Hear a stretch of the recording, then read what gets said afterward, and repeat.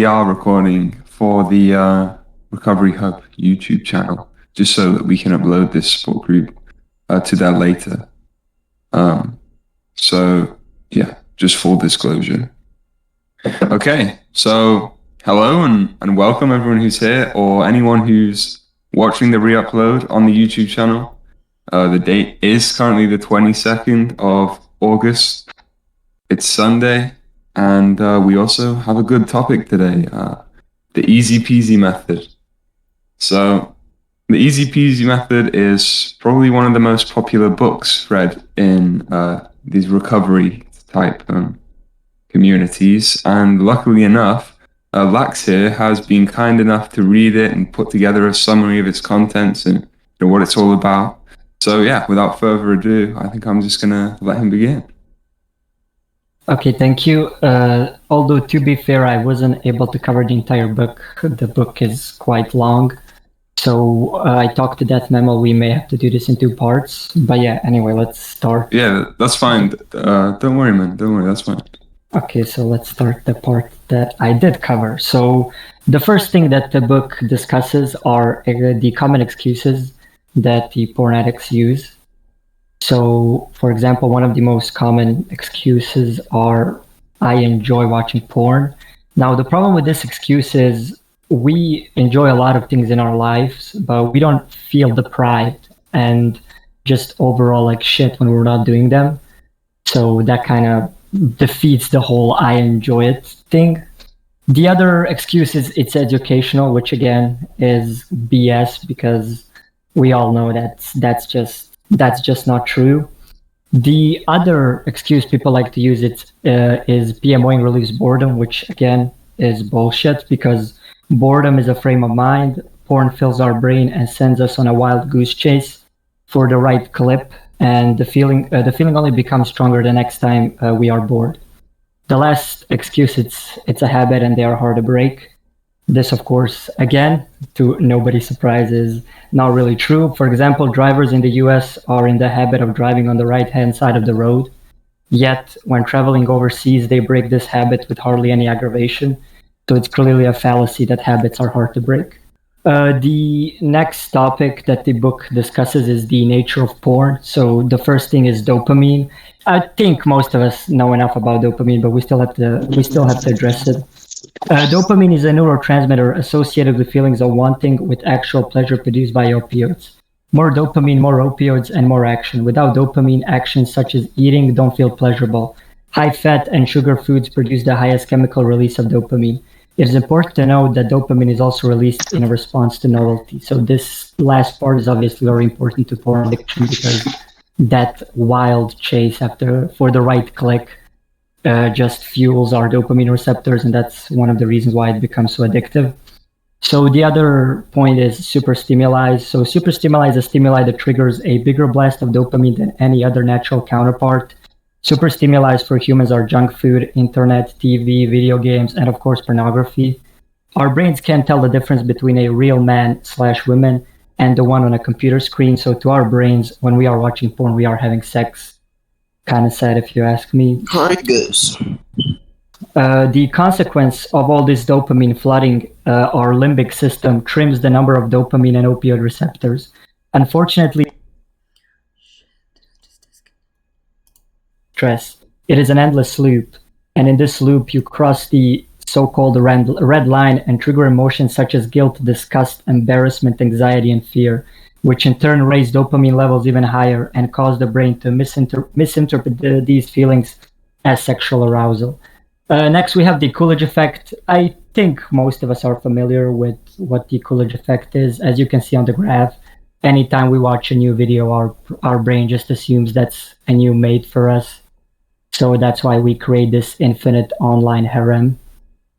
The other point is the other nature of porn, of course, that the book discusses is a great analogy, actually, that they make with, as you can see, like an annoying alarm. So you know that feeling when a neighbor's home alarm has been ringing all day, or some other minor persistent aggravation, and that then noise suddenly stops, and the feeling of just peace and tranquility washes over us? Well, in reality, this isn't really peace. but the ending of an aggravation. Is the same with porn. When you don't watch porn for some time, it brings in a feeling of anxiety and restlessness. So what do? You PMO to go back to feeling relaxed. But how can you be relaxed unless you were anxious in the first place? The main reason that users find it difficult to quit is due to belief that they're giving up a genuine pleasure or a crutch. People like to compare porn addiction to hunger. You crave something, and once you fill that void, you feel satisfied. But that is simply not true. For example, food gives us energy. Porn does the opposite. Food genuinely tastes good, and eating is a genuinely pleasant experience. Porn is not. Eating does not create hunger. Eating doesn't create hunger. It genuinely relieves it. Be constantly aware that porn isn't a habit. It is a drug addiction. With porn, the thrill is in the hunt, not to kill.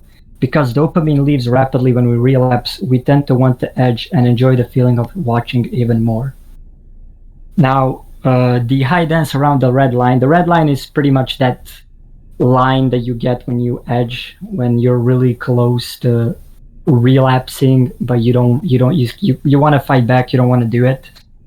So, as with any drugs, the more we use it, the more we want more from it, and the more we search for that forbidden fruit clip. Now, as porn addicts, we get a feeling that we feel better when we engage in a porn session, but we are more nervous than when we started, and we are more nervous than somebody who isn't a PMOer, even though we are living in our supposed porn paradise. Now, if you asked a porn addict would they stop watching if they were unable to use, in quotation marks, normal porn to masturbate to, the answer would be an obvious no. Addicts will masturbate to anything: escalating genres, differences in sexual orientation, look-alike performance, dangerous settings, shocking relationships, anything to satisfy their little monster.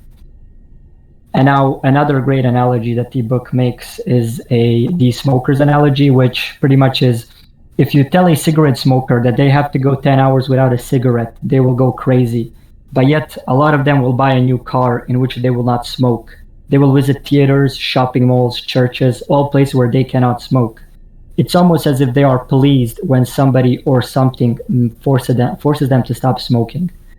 On that same line, porn addicts that are forced to go on long trips in the woods, for example, camping, or on long car rides with other people, will go days without looking at porn or without feeling any withdrawals. Now we get to the real. Now I won't read everything from every slide. I'm gonna upload the slide later on Discord so you guys can read through that. Now we get to the actual real problem of quitting porn, and that is brainwashing. Now again, our brains simply aren't prepared for the creation of an online harem that we create. It allows us to flick between more potential mates in 15 minutes than our ancestors had in several lifetimes. As you all may know by now, once you actually try to quit PMO, you realize just how much triggers there are around you. It's like taking the red pill. You finally see how over-sexualized everything is and how much it is being stuffed down our throat. Constant exposure to porn rewires your brain, so it's critical to rebuild resistance for the brainwashing. It's like buying a used car. You listen to the guy that is selling it to you, you smile and nod, but you don't believe a single word out of his mouth. Now, a lot of people, and I'm sure a lot of people on the server have tried the so-called willpower method, which, as the name suggests, you try to quit PMO by using your willpower. But this method actually has its own problems. For example, the problem with this method is any fail in self-discipline will cause you to self-load. When using the willpower method, any failure in that willpower will most likely lead to you relapsing and telling yourself how weak and pathetic you are. This doesn't help us in any way. Another problem with self-discipline is that failing in any other habits that also rely on that same self-discipline, like working out or meditating or reading, will most likely lead to you relapsing. Now, a lot of users, and I'm talking from my own experience here, like to play this game of, oh, well, this porn is safe, so it doesn't really count. But this game is invented by our addicted brain to keep us hooked. Most users swear that they only watch static or softcore porn and therefore they are fine. But in reality, they're just straining their leash, fighting with their willpower to resist the temptations. And as most of us know, eventually, of course, you will fail. Another problem of brainwashing, which I think a lot of you will probably relate to, and you've probably seen it on this server, is a lot of time when people talk about quitting porn, they like to use the phrase giving up. But the problem with that phrase is that phrase implies that you are giving up something. It implies genuine sacrifice. But there is no sacrifice when it comes to quitting porn. The only thing that persuades us to use porn initially are other people. We feel like we're missing out. Once we become hooked, we are assuring ourselves that there is nothing wrong with porn because the business is making millions and it's mainstream. Even after we stop using porn, if some of our friends start talking about a certain clip or a certain porn star, we start to feel like we're missing out. And this, of course, can easily lead to a relapse. The porn industry itself is investing millions in marketing. Lately, they have been investing a lot in virtual reality. They're trying their best to get you hooked, and it is critical that we are aware of this. Now, this is the PMO trap that the book addresses, which, again, as you can see, you have the brainwashing part, then you PMO, then your dopamine drops, then your little monster becomes hungry, then you get the urge to PMO, and then you go back to brainwashing, and the cycle continues. So pretty much what the book talks about is once you eliminate the brainwashing aspects, the whole cycle collapses, which from the image on, and when you think about it, of course, it's true. Now we get to the withdrawal.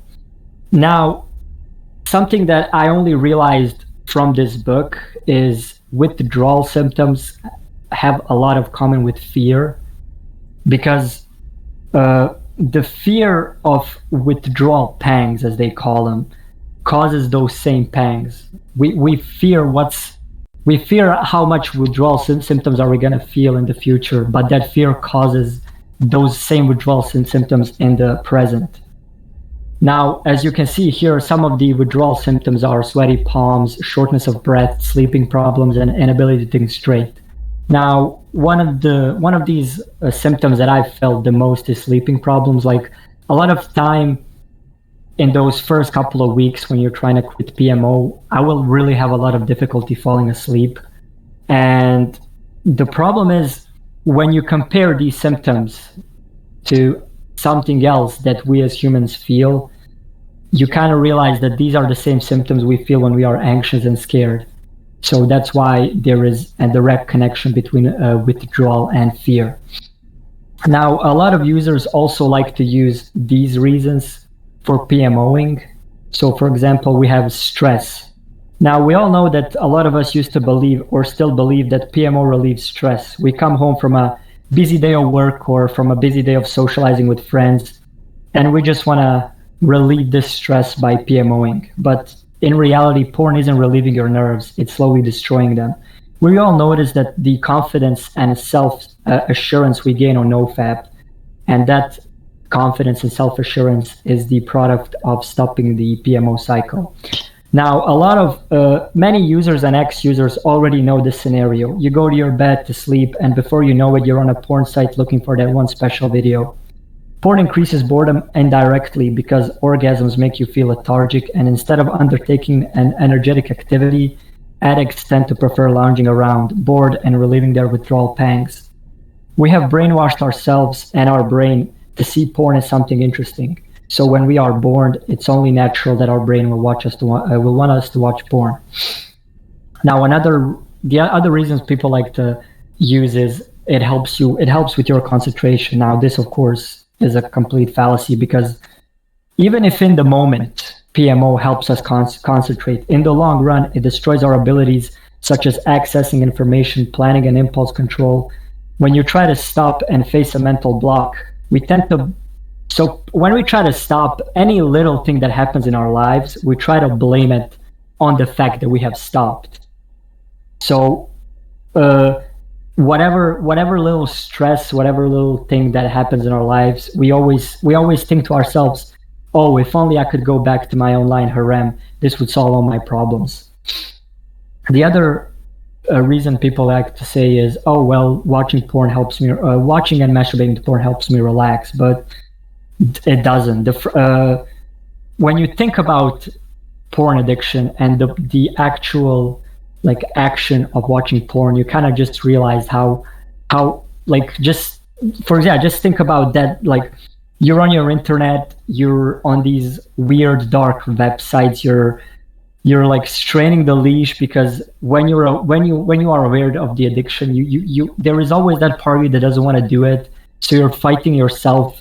Like, you don't want to do it, but you want to do it, and you're just trying to go through a bunch of videos to try to find that one video, and that whole scenario just doesn't really sound very relaxing to me. And you only relax once you actually PMO, so once you actually finish. But the question that arises, why can't you be relaxed without it? Why do you have to PMO in order to feel relaxed? The truth is, we have forgotten how to be completely relaxed. Most of these superpowers we experience on NoFap are in reality just our brain going back to normal. Now, the constant feeling of tiredness is something that I'm sure all of us can relate. There is a reason why a lot of people like to say that they will PMO before going to sleep, or they can't fall asleep until they PMO. Now, we all know that's true, because the process itself makes you tired. So the only problem with this is, with PMO, you also actually wake up feeling tired. And I don't think I need to talk that much about the energy draining process. I think all you really need is a 2-week streak to realize how much energy you have been wasting on porn.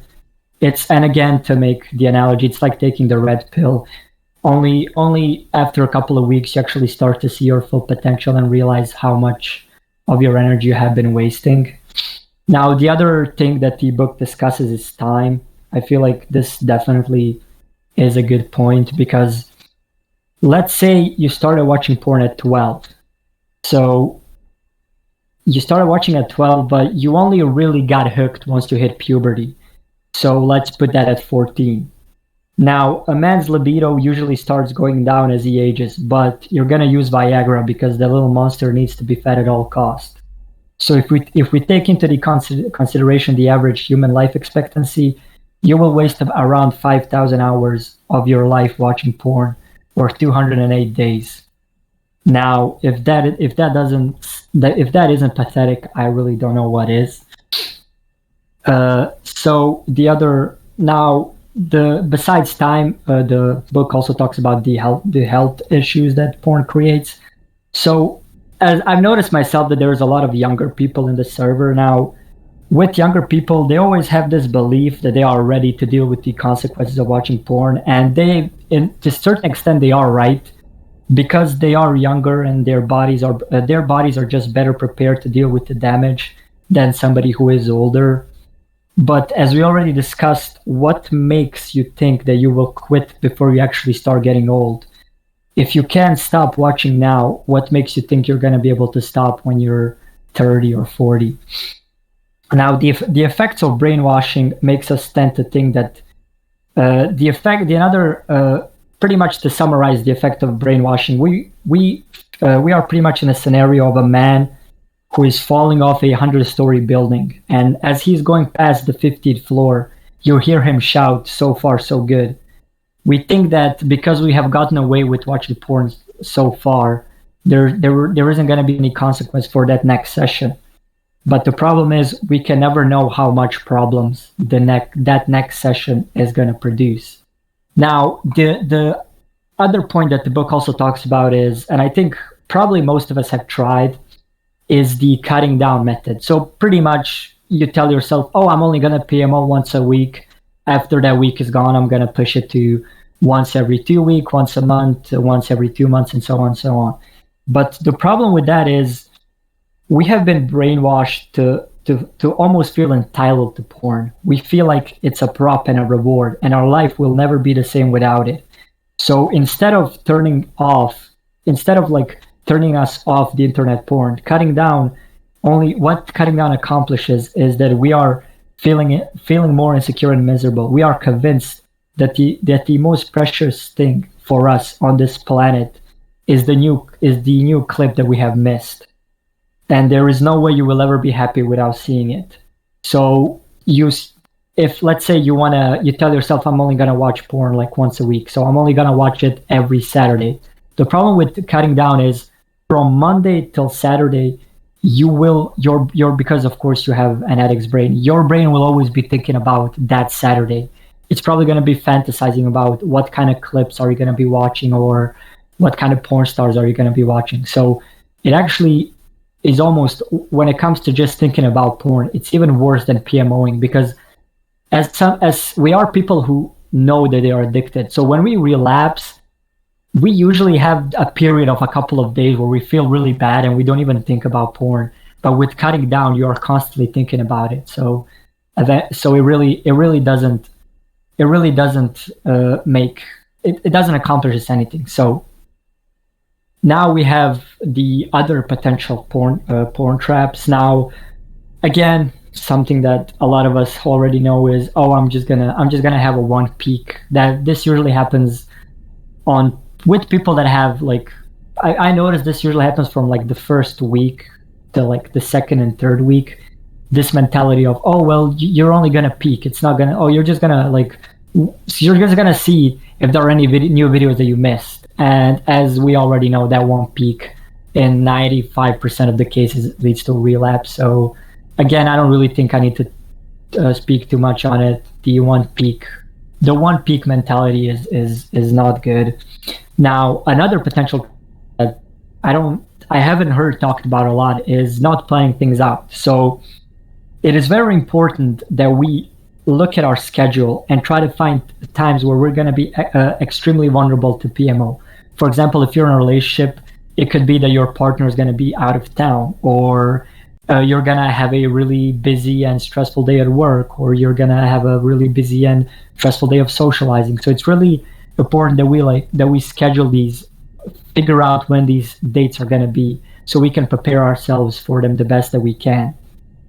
Because if we don't, then it is really easy for us to get caught off guard and relapse. And again, the best time to quit porn was yesterday. The second best time is now. Another potential trap is, I will miss all the fun. This, of course, is not true, because once the little porn monster is dead, and after your body stops craving dopamine and the porn water slides in your brain rapidly begin to fade due to a lack of greasing, any remaining brainwashing will vanish. Not only will you find yourself both physically and mentally better equipped to handle the stress and strains of life, but you'll enjoy the good times of your life to the fullest. You don't envy porn users, you feel bad for them. They are wasting their life on something that gives them nothing in return. Just as you wouldn't envy a heroin addict or any other drug addict.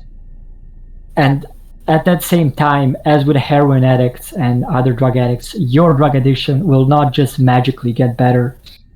Each year, it'll get worse and worse. And if you don't enjoy being addicted to porn today, you'll enjoy it even less tomorrow. Now, to talk about the benefits of PMOing, now we get to the pillars. Now, this is written on 2 pages, so I'm not really gonna read through all of them. I feel I don't really have to read through all the pillars. I feel you guys can just look at the slides, because they are going to be posted later, and you can go through them. The only thing that I am going to say about this is the easiest way to quit porn is to stop looking at it as something, again, just stop thinking along the lines of you're actually giving up something, because you're really not. So instead of feeling, go ahead. Sorry to interrupt. The thing about seeing that there's nothing to give up, how is there any way to kind of convince that second part of yourself that you're not giving up anything? Because it's easy to kind of say that, like, oh, I'm not giving anything up, but then you feel that way. How do you kind of stop feeling that way? Are there any strategies, or? It is, I guess, I understand what you're saying. I mean, we're all addicts, so it is there is part of our brain, of course, that will always kind of fight that. Actually, here, let me show you, because that revelation is something that eventually will come. The problem is, I understand what you're saying, and it is. I agree that there is that feeling of you don't really believe it, but you kind of really have to trust this mentality, and eventually, and I think the final checklist talks about this. You will have that almost like a moment where you really realize that, and then you really internalize that. So the book hasn't really talked about like direct strategies. It is mostly like try your best to believe it and go as far as you can, and trust me, eventually you will reach the point of feeling that way of, yeah, it's really, I really, like, there is really nothing good for me in this poison that I'm using, sort of say. So yeah. Is it kind of like a fake it till you make it type of thing, where you tell it to yourself that many times and eventually you begin believing it? I mean, again, I don't feel everybody feels that way. For example, for me, I didn't really feel that way. For me, there is nothing to quit. Like, it was almost a revelation for me, because I don't know why I never really thought about it before in that way. So I guess whatever works for you, and maybe in your case, because you don't really believe it yourself, probably that tactic may be the best course of action. Okay. So, okay, yeah, thank you for your question. And yeah, so the pillars, I'm not gonna be addressing them too much. Every day that you spend without porn is a day your future self will be thanking you. Now we get to the final checklist, which is on 2 pages. Now this I will kind of address, because the final checklist is pretty much, as it says, the final points, and something the book really talks about a lot. So as I'm gonna read them out and discuss them. So the first point is, make a solemn vow that you'll never ever go online to visit your harem, or settle for static pictures, or make peace with erotic graphics, or anything that contains supernatural stimuli, and stick to your vow. So yeah, pretty much the first rule is you gotta decide and actually stick to it. This is something that, again, when you break this first rule, everything else kind of falls down, because yeah, if you're not able to stick to what you decide, you're not really going to make it. So the second is, there is absolutely nothing to give up. By that, it isn't meant that you will be better off as a non-PMO, or again, like, you know that you will be better if you're not watching porn. You're not getting a pleasure or a crutch from it. So what is meant is, there is no genuine pleasure or crutch in PMOing. It's an illusion. It's like banging your head against a wall. You only get pleasure when you stop.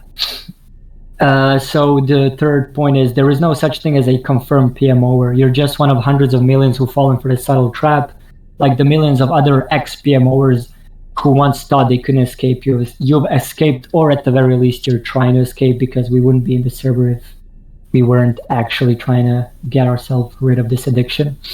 So the other point is, if at any point in your life you weigh up the pros and cons of quitting PMO, the answer will always be the same: stop doing it, you're a fool. There will never be a point in your life where when you weigh the pros and cons, you're gonna realize that, hey, you know what, PMOing is actually worth it. Like, you will never ever reach that point.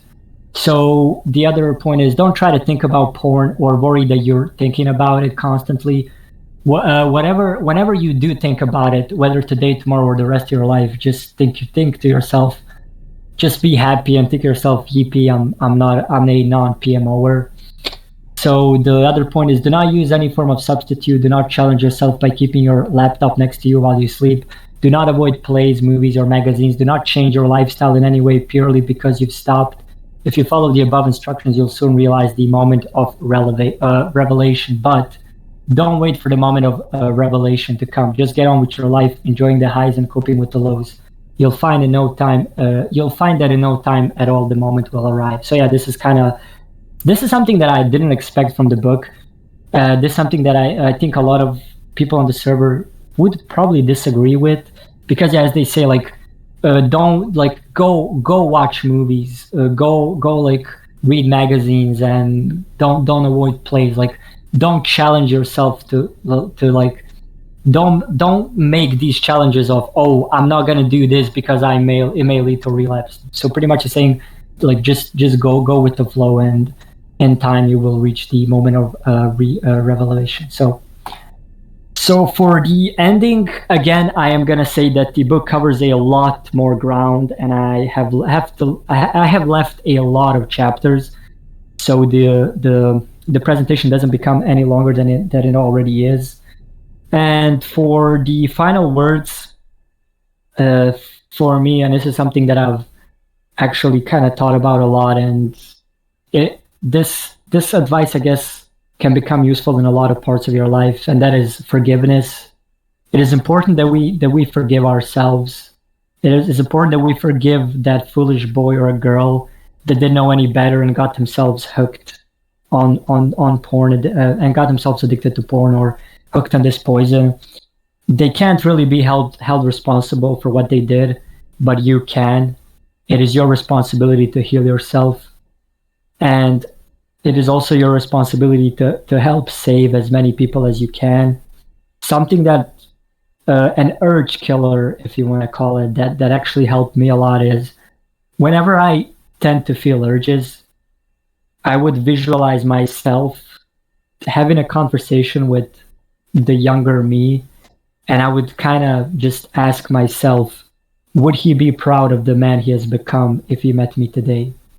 This visualization actually helps me a lot when it comes to urge killing. So yeah, that wraps up the presentation. As I talked with that memo, I may have to also do like the second part of the book, because this is probably like half of the book, but I feel like there's even more like left out, because the book has been updated through the years, so it has even more like subjects like how do you deal with relapse? How do you deal with if your partner is quitting porn? How do you deal with if your friend is trying to quit porn? So yeah, there is a lot more topics to be discussed.